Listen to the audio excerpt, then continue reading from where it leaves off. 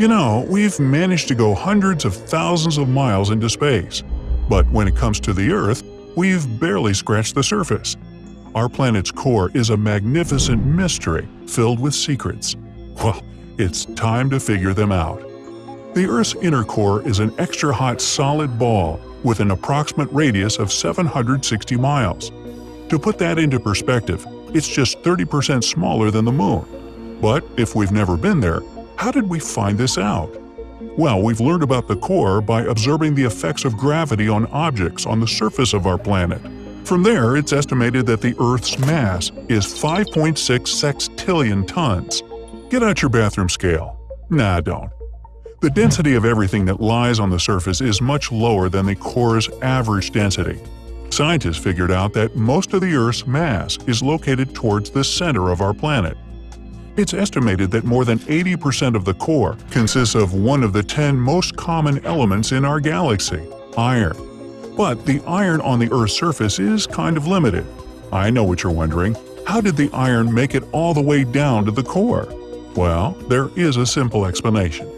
The heavy element somehow pushed itself, literally, towards the center of the Earth. And a ton, pardon the pun, of research was done to figure out how. Most of the Earth's surface is made of rocks called silicates, and the molten iron had some difficulty passing through them.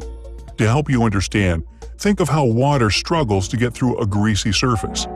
But in 2013, Wendy Mao and her team from Stanford discovered a possible solution for how this happened. They began an experiment to see how iron and silicate react when they're exposed to extreme pressure, like that in the core. They used a diamond anvil cell to pinch the two substances under those conditions, and they achieved it. The pressure was 330 gigapascals, which is around 3.3 million times the atmospheric pressure of our planet. The molten iron slowly squeezed through the silicate rocks, and they had their answer. It took millions of years for the iron to reach the center, so it happened at a snail's pace. Since snails weren't around back then, the iron had to guess how fast to go. Well, now that we have that figured out, how do we know what size the core is? That's when seismology comes into play. During an earthquake, shock waves are spread through the planet. Seismologists studied these vibrations and tried to read the reflections on the other side. It's like Thor is hitting one side of the planet with his hammer, and the seismologists are listening from the opposite end. But these vibrations also take different routes. They go through various parts of the planet, and that affects the sound they make at the end. Let's take a small detour for a minute. Seismology is quite an old scientific field. In the old days, when vibrations occurred, scientists noticed that something was wrong with them. These vibrations were S waves, and when they were supposed to show up on the other side, they just vanished. At first, they thought that something was wrong with their equipment, and it just wasn't picking up the vibrations.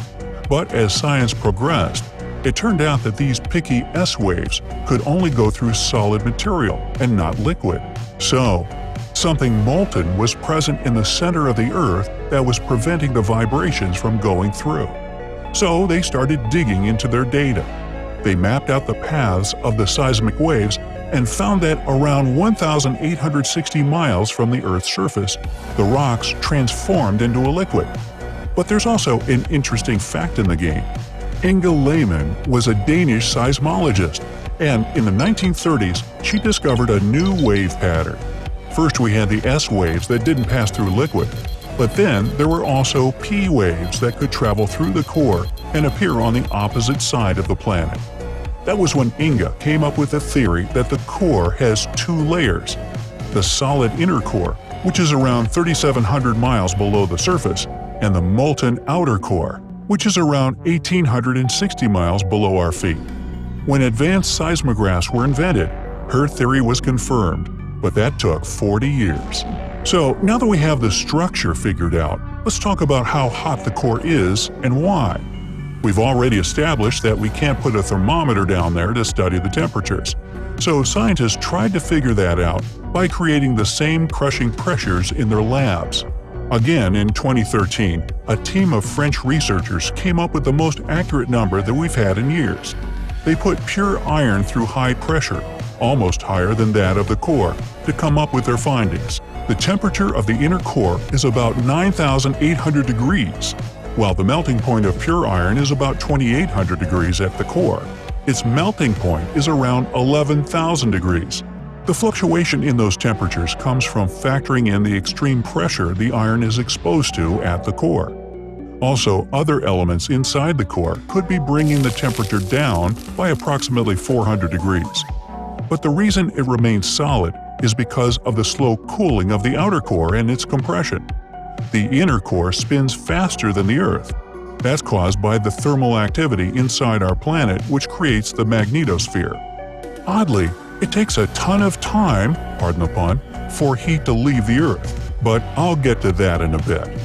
There are three main reasons why the Earth is still boiling. The first one is that the core has remained hot from the time our planet was formed, roughly 4.5 billion years ago. Remember that number, because towards the end, I'll explain how that happened. That heat hasn't been lost yet. In fact, the Earth is only cooling down around 200 degrees every billion years. Secondly, it generates heat from the friction of the dense materials as they move. And the last reason it's so hot is from the decay of radioactive elements. So why is this important? It makes it easy for scientists to understand how it affects the speed of vibrations that go through the core. Remember the P waves I told you about earlier? Well, these guys travel slower than they should while passing through the core. This shows that there must be some other element in there that we haven't figured out yet. Nickel is one of them, but when scientists ran some tests with nickel, the P waves didn't slow down enough. So they started digging, metaphorically. In 2015, a new study from Durham University came out. It claimed that 90% of the Earth's sulfur is in the core. So maybe that could be the missing element. Around 4.5 billion years ago, the Earth collided with a large planetary body that eventually tore apart our planet and formed the Moon. That incident left traces behind that led the studies in a new direction. When the impact happened, the Earth's mantle melted, and some sulfur-rich liquid squeezed through the ruins and reformed it. Some of it was probably lost in space, but the rest sunk to the core. Scientists from Durham University confirmed that theory by measuring the isotope ratios of elements in the mantle. They compared them to meteorites, which were possibly part of the Earth's original form. The problem was that there were so many different elements in the mantle, it's quite difficult to draw firm conclusions. So they came up with another idea. Copper is usually bound to sulfur, so they analyzed the copper from the Earth's mantle and crust. Now, this was a 3-stage study done in different labs using state-of-the-art mass spectroscopes. You still with me here? Good for you. They found that there was a teeny-tiny difference in the copper ratios between the Earth's mantle samples and the meteorite samples. That confirmed the theory that the Earth originally collided with another body, and most of its mantle just splattered around space. We also know that the core consists of some sulfur. Hopefully soon, we'll be able to find out what the other trace elements are.